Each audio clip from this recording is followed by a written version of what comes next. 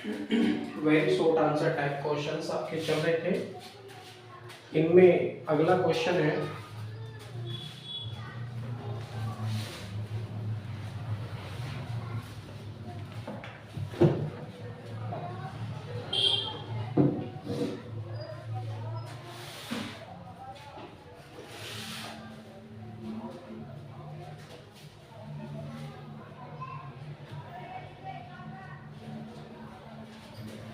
इसमें next question है, वो कहते हैं कि दो बिंदु आवेश प्लस क्यू व माइनस क्यू परस्पर डी दूरी पर स्थित है। किन बिंदुओं पर परिणामी वैद्युत क्षेत्र दोनों आवेशों को मिलाने वाली रेखा के समांतर होगा। वास्तव में जब हमने निरक्षीय स्थिति वाला क्वेश्चन किया था, वैद्युत द्विध्रुव के कारण उनकी निरक्षीय स्थिति में वैद्युत क्षेत्र की तीव्रता हमने ज्ञात की थी, तब उस समय एक स्थिति बनती थी इस प्रकार की। मान कर चलिए ये कोई पहला आवेश है माइनस क्यू और ये दूसरा आवेश है प्लस का क्यू। इन दोनों के बीच की दूरी हमने 2l मानी थी, मध्य बिंदु O माना था और इसमें दूरी हमने आधी की थी, l इधर हो जाएगी और l इधर हो जाएगी।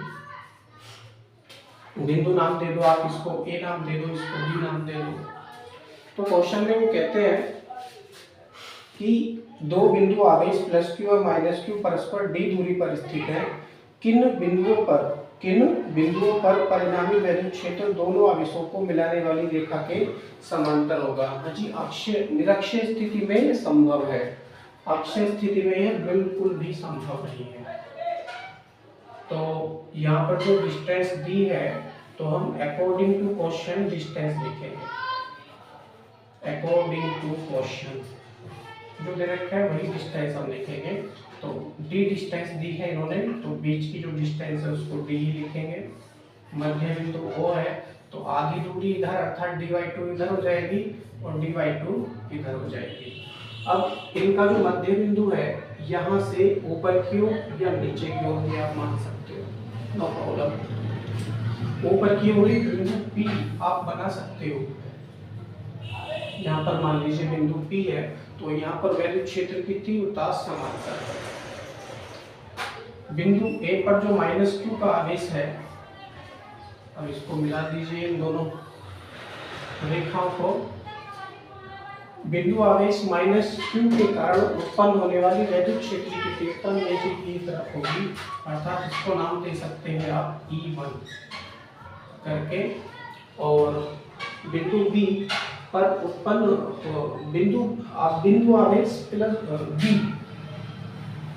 बिंदु आवेश B, यहाँ पर प्लस क्यू का आवेश रखा है और ये बिंदु B है। इसके कारण बिंदु P पर उत्पन्न होने वाली वैद्युत क्षेत्र की तीव्रता आगे की तरफ होगी, अर्थात इसको आप E1 मान सकते हैं, E1 मान सकते हैं। वास्तव में जो वैद्युत द्विध्रुव होता है बहुत ही छोटा होता है, क्योंकि इन दोनों आवेशों के बीच की दूरी बहुत अल्प होती है, बहुत अल्प। लेकिन प्रैक्टिकल के लिए हमने काफी बड़ा करके डायग्राम आपका दिखाया है।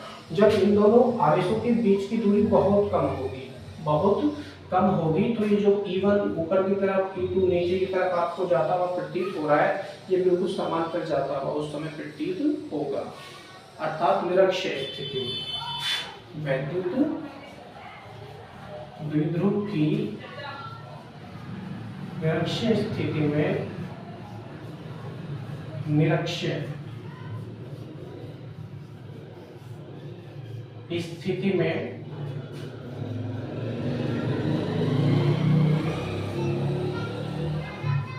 बिंदु P पर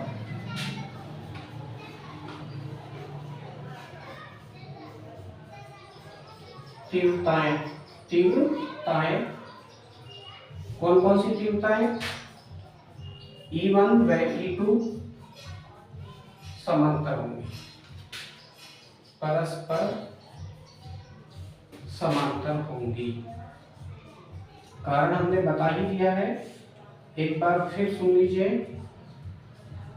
वैद्युत द्विध्रुव की परिभाषा के अनुसार वैद्युत द्विध्रुव एक ऐसा निकाय है जिसमें दो बराबर परंतु विपरीत प्रकृति के आवेश परस्पर एक दूसरे से अल्प दूरी पर स्थित होते हैं। तो यहाँ पर जो दूरी ली है उन्होंने बहुत ही अल्प अर्थात बहुत ही कम ली है। समझाने के लिए डायग्राम हम बड़ा करके दिखा देते हैं, कोई दिक्कत नहीं है, लेकिन ये दूरी बहुत अल्प है। हम इसको दूरी को कम करेंगे तो E1 की दिशा कुछ इस तरह से होती चली जाएगी और E2 की दिशा आगे से कुछ इस तरह होती चली जाएगी।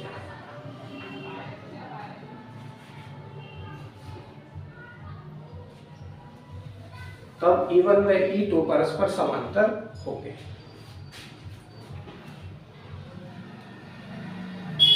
आंसर में भी दे रखा है दो बिंदु आवेश प्लस q व माइनस q परस्पर d दूरी पर स्थित है, किन बिंदुओं पर परिणामी वैद्युत क्षेत्र दोनों आवेशों को मिलाने वाली रेखा के समांतर होगा। तो आवेशों के बाहर उन्हें मिलाने वाली रेखा पर तथा इस रेखा के लंब अर्धक पर, इस रेखा के लंब अर्धक पर, अर्थात यहाँ पे आप मान सकते हैं, यहाँ भी मान सकते हैं, यहाँ भी मान सकते हैं, स्थिति सेम बनेगी आपकी।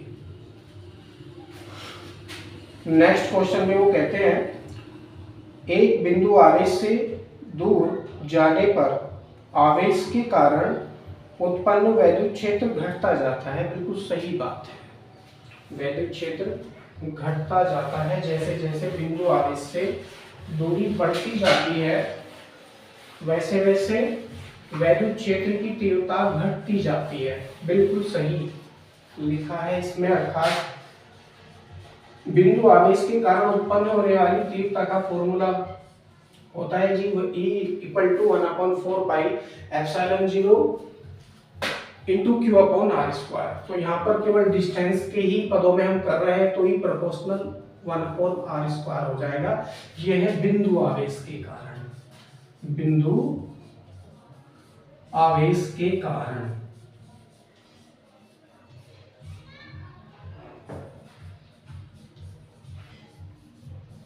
तीव्रता, बिंदु आवेश के कारण तीव्रता। और ये नेक्स्ट क्वेश्चन है आपका,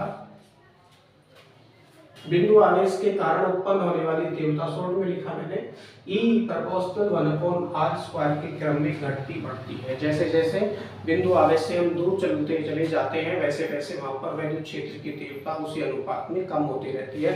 और ये बात भी सकते हैं जैसे जैसे हम बिंदु आवेश के बिल्कुल निकट आते रहते हैं वैसे वैसे वैद्युत क्षेत्र की तीव्रता बढ़ती रहती है।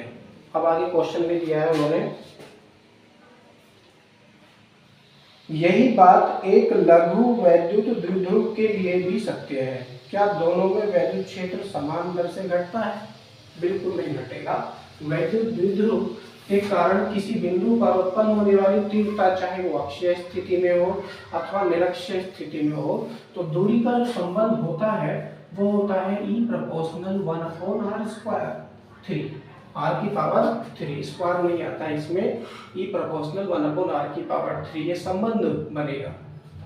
किसके कारण? वैद्युत द्विध्रुव के कारण।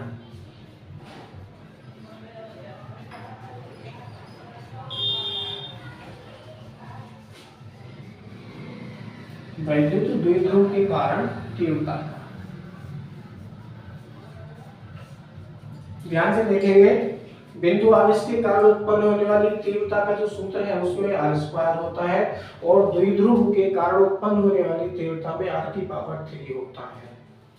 यहाँ पर आप अनुमान लगा सकते हैं कि वैद्युत क्षेत्र की तीव्रता डिस्टेंस बढ़ने के साथ साथ किसमें अधिक और किसमें कम घटती है।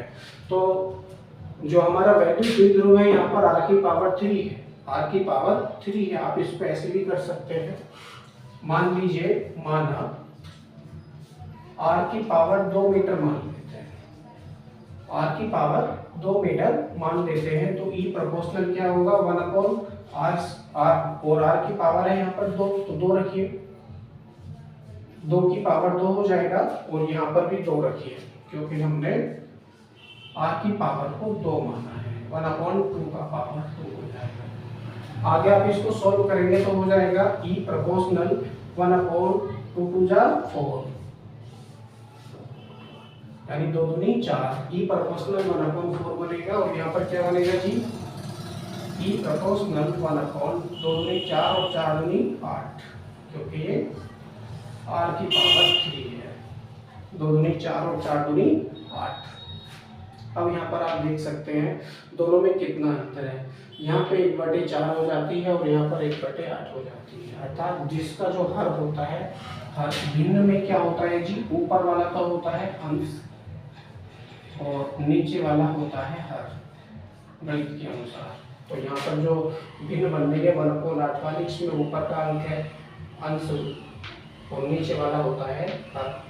तो यहाँ पर जो हर है वो ज्यादा है। किसी भिन्न में जब हर ज्यादा होता है और अंश कम होता है तो वो वैल्यू बहुत ही कम होती है, बहुत ही कम होती है, वैल्यू बहुत कम होती है। और यहाँ पर 1/4 है तो 8 से तो ज्यादा ही है 4, तो क्या होगा, ये वैल्यू इससे अधिक होगी, अधिक होगी। हम यहाँ पर क्या मान लेते हैं, बिंदु आवेश के कारण उत्पन्न होने वाली तीव्रता को E1 मान लीजिए, ऐसे मान कर चलिए, और द्विध्रुव के कारण उत्पन्न होने वाली तीव्रता को आप E2 मान लीजिए। तो यहाँ से आप क्या कैलकुलेशन कर सकते हैं, E2 छोटा है E1 से, E2 छोटा है E1 से। क्यों? क्योंकि इसका जो हर है वो अधिक है और E1 में जो हर प्रयोग किया है कैलकुलेशन होने के बाद जो आया है वो कम है, इसीलिए E1 की वैल्यू अधिक होगी और E2 की वैल्यू कम होगी। क्वेश्चन फिर दोबारा पढ़िए, ये हमारा आंसर नहीं है। इसमें पूछते हैं क्या दोनों में वैद्युत क्षेत्र समान दर से घटेगा? बिल्कुल नहीं घटेगा जी, बिल्कुल भी नहीं घटेगा, क्योंकि r की पावर 2 आता है एक में, दूसरे में r की पावर 3 आता है। जब हम कैलकुलेशन करते हैं तो हमने देखा E2 की वैल्यू 1/8 के अनुपात में आती है और E1 की वैल्यू 1/4 के अनुपात में आती है। तो जो वैद्युत द्विध्रुव होता है, वैद्युत द्विध्रुव से यदि हम दूर जाते हैं तो वहां पर वैद्युत क्षेत्र की तीव्रता बिंदु आवेश के कारण उत्पन्न होने वाली तीव्रता के मुकाबले या उसकी अपेक्षा अधिक घटता है। सॉल्यूशन आपके सामने है। नेक्स्ट क्वेश्चन में वो कहते हैं एक वैद्युत द्विध्रुव एक समान वैद्युत क्षेत्र में स्थित है, ठीक। क्या वैद्युत द्विध्रुव पर कोई नेट बल आरोपित है? नहीं, अभी इस समय कोई भी नेट बल आरोपित नहीं है, क्योंकि वैद्युत द्विध्रुव में भी 2 आवेश प्रयोग किए गए हैं, प्लस और माइनस। उनका भी अपना वैद्युत क्षेत्र कहीं ना कहीं स्थापित होगा और उसको उठाकर पुनः किसी वैद्युत क्षेत्र में रख देंगे, तो इस शांत अवस्था में इस पर किसी भी प्रकार का कोई नेट बल कार्य नहीं करेगा। आगे पूछते हैं ये इसी में, यदि वैद्युत क्षेत्र असमान हो। अब देखिए बाहर का जो वैद्युत क्षेत्र है वो असमान हो जाता है, घटता बढ़ता रहता है, तो इस स्थिति में इस पर नेट बल लगेगा, क्योंकि इसका खुद भी वैद्युत द्विध्रुव है, दोनों आवेश लेकर चल रहा है ये, उसके कारण भी इसका कोई ना कोई वैद्युत क्षेत्र होगा, क्योंकि ये बल रेखा आरोपित कर रहा है प्लस से माइनस की तरफ को। तो इसमें क्या होगा, नेट बल लगेगा।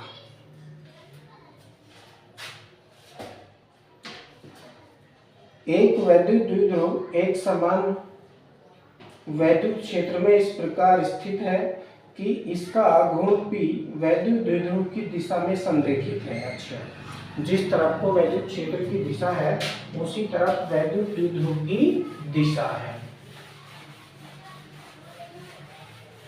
मान लेंगे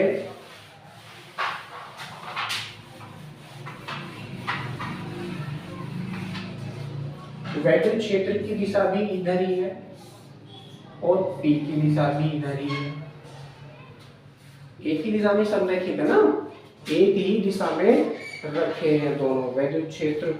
जो आप इसको इस तरह से भी लिख लीजिए, एक समान वैद्युत क्षेत्र है तो क्षेत्र की भी दिशा यही है और वैद्युत द्विध्रुव की दिशा भी यही है, अर्थात दोनों की दिशा सेम है। ये E की दिशा मान लीजिए, ये P की दिशा मान लीजिए। वेक्टर का चिन्ह भी आप लगा के दिखा सकते हो, क्योंकि दोनों सदिश राशियां हैं। संरेखित है। वैद्युत द्विध्रुव का संतुलन स्थायी है अथवा अस्थायी। देखो जी, इस समय तो ये स्थायी है क्योंकि वैद्युत क्षेत्र एक समान है, घट बढ़ नहीं रहा है, और वैद्युत क्षेत्र की दिशा भी और वैद्युत द्विध्रुव की दिशा भी बिल्कुल बराबर है। तो इस समय जो संतुलन है वो स्थायी है, बिल्कुल स्थायी संतुलन। इसे पूछते हैं यदि P व E परस्पर विपरीत दिशाओं में हो तो। Very interesting. इसी में पूछते हैं यदि P की दिशा इधर कर दो और E की दिशा इधर कर दो। कहने का मतलब ये है। तो अब इस समय जो संतुलन बनेगा वो अस्थायी बनेगा, अस्थायी संतुलन बनेगा। ओके,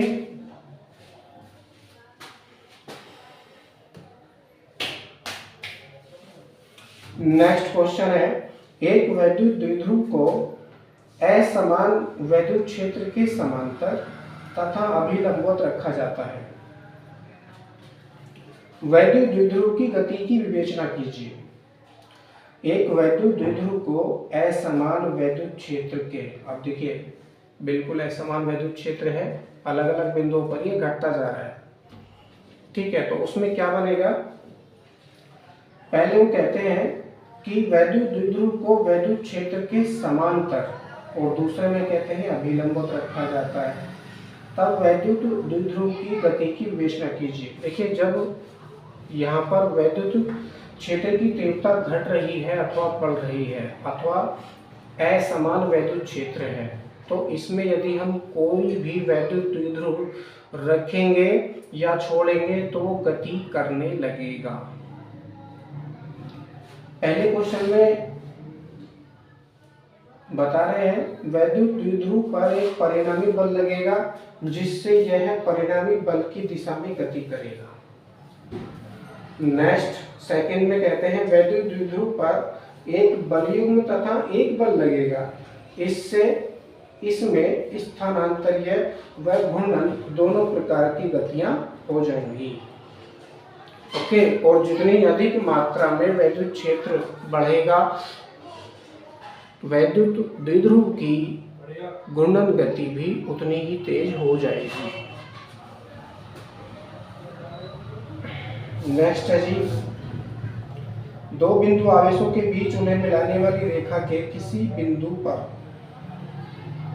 वैद्युत क्षेत्र शून्य है। अच्छा जी, इससे आप आवेशों के संबंध में क्या निष्कर्ष निकाल सकते हैं। मान लीजिए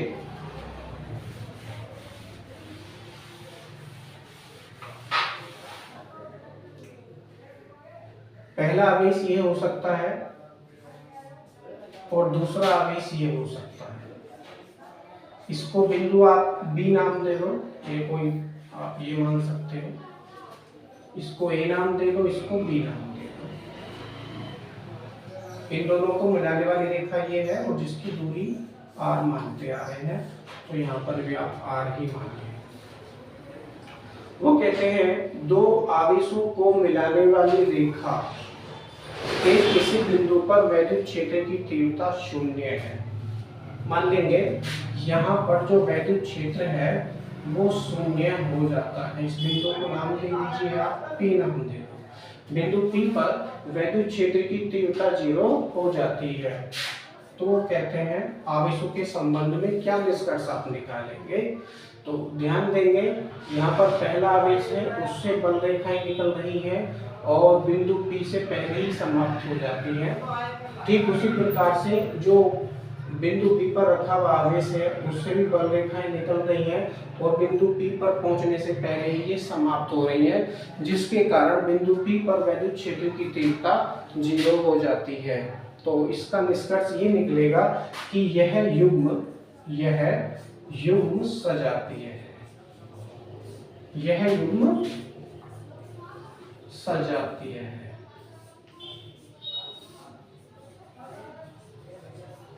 यह युग्म सजातीय आवेश है, या तो दोनों प्लस प्लस के हैं या तो दोनों माइनस माइनस के हैं। नेक्स्ट क्वेश्चन में वो कहते हैं दो एक कूलाम धन आवेश एक दूसरे से 1 मीटर की दूरी पर स्थित है। अच्छा, उनके ठीक बीच में परिणामी वैद्युत क्षेत्र का मान क्या होगा। अब देखिए आर की वैल्यू भी 1 मीटर मानी है उन्होंने और आवेश भी दोनों 1 कूलाम माने हैं, अर्थात Q1 बराबर Q2 बराबर 1 कूलाम।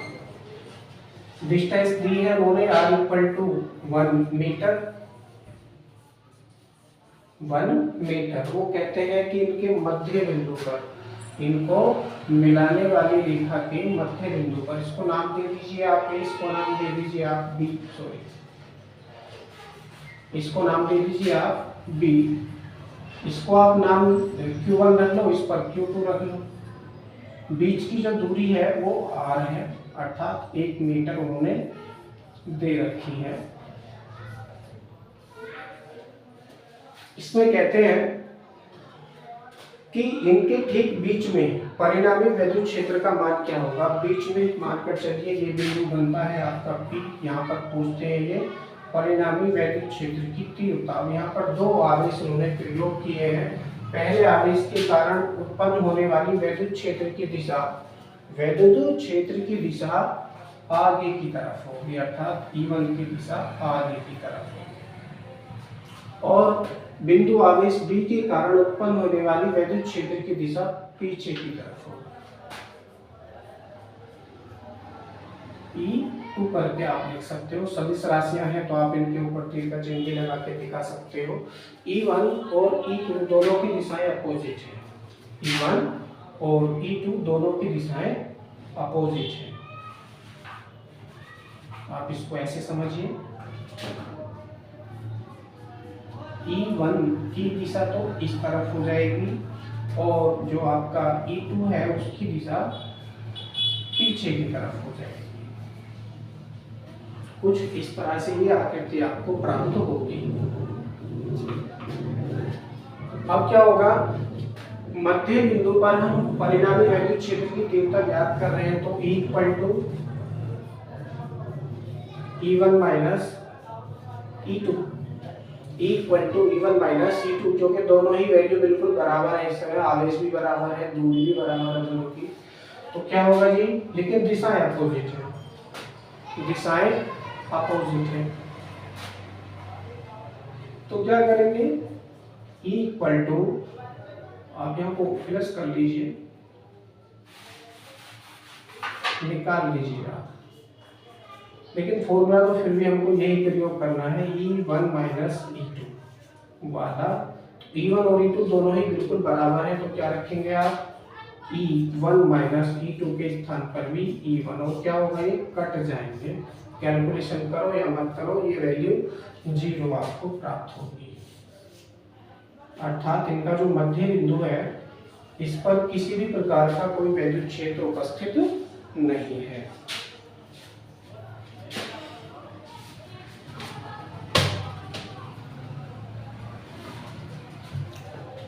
दूसरे शब्दों में हम यह भी कह सकते हैं कि इन दोनों आवेशों का जो चिन्ह है वो भी नहीं हमको दे रखा है क्वेश्चन में, या तो ये प्लस भी हो सकते हैं या तो ये माइनस भी हो सकते हैं, या एक प्लस और दूसरा माइनस भी हो सकता है।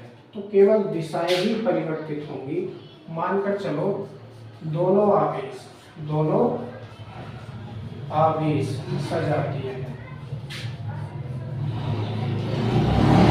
दोनों आवेश सजातीय से मतलब है या तो दोनों प्लस के हैं या तो दोनों माइनस के। ये मानकर चलेंगे इसमें, तो वैद्युत क्षेत्र की जो दिशाएं हैं वो यही होगी जो इस समय डायग्राम में है, दोनों की बिल्कुल अपोजिट दिशा होगी यदि इन दोनों आवेशों को हम सजातीय मानते हैं। अब यदि दोनों आवेश विजातीय हो जाए, दोनों आवेश विजातीय हो जाए, इसमें से कोई सा भी एक प्लस का मान हो और कोई सा भी एक माइनस का मान हो, तो इस कंडीशन में क्या होगा, बिंदु आवेश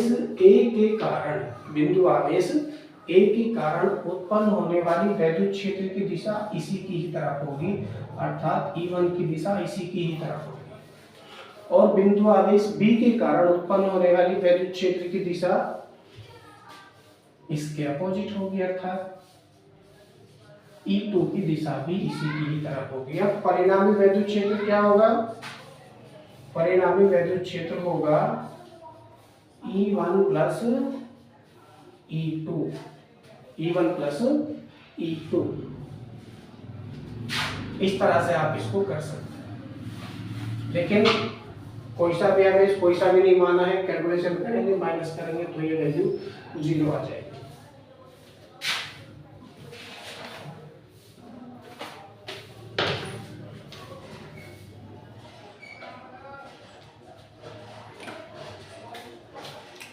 नेक्स्ट, अब ये क्वेश्चन तो आपके फिनिश हो चुके हैं, लघु उत्तरीय प्रश्न स्टार्ट होंगे कल से।